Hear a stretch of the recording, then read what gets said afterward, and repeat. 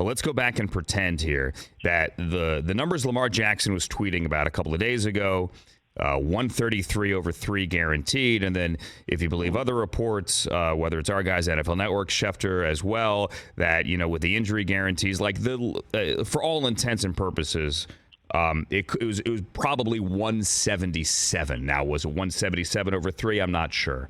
The contract, as you understand it, and what Lamar tweeted about and what has been reported, was that a good deal?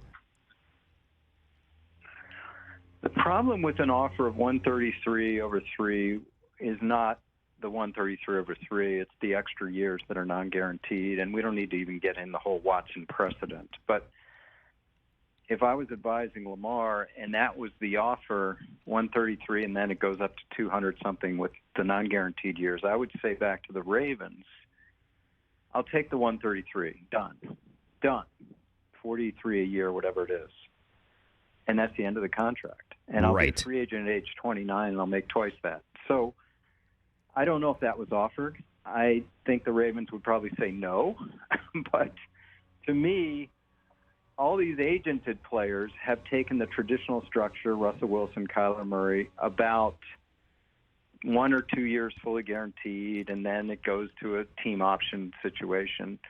Lamar Jackson, the guy without an agent, seems to have been pushing the Watson precedent of a fully secured deal, and he's being blown back by the Ravens, who don't want to do that, but they have the ultimate leverage of attack.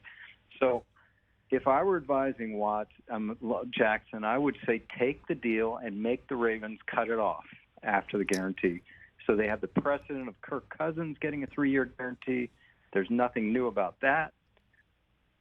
I don't know if the Ravens would do that, but there's my idea for a compromise. And then if you're Lamar, and for people at home saying, why would you take less money? Well, you're starting your clock to get to your next deal.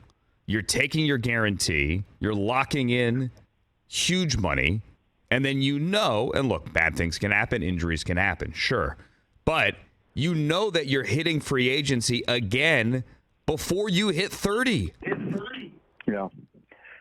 Andrew, the best young quarterback contract to me, besides Watson, is not Mahomes. It's certainly not Josh Allen. It is Dak Prescott. Mm-hmm. 4 years, 160, and he's a free agent at age 29.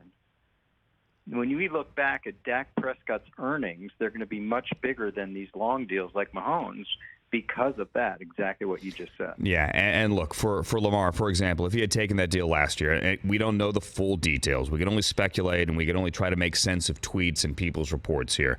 But if he had taken that deal a year ago, right now, we'd be sitting here saying the Baltimore Ravens are 1 year away from having to redo his deal or figure out what to do to extend him. Right, to get towards another deal, you start that cash flow early. And as my guy Tom Pelissero has said repeatedly on NFL Network the last year, if he had an agent, and I respect Lamar's desire to do it by himself, no agent would have let him play for the numbers he played on the last 2 years.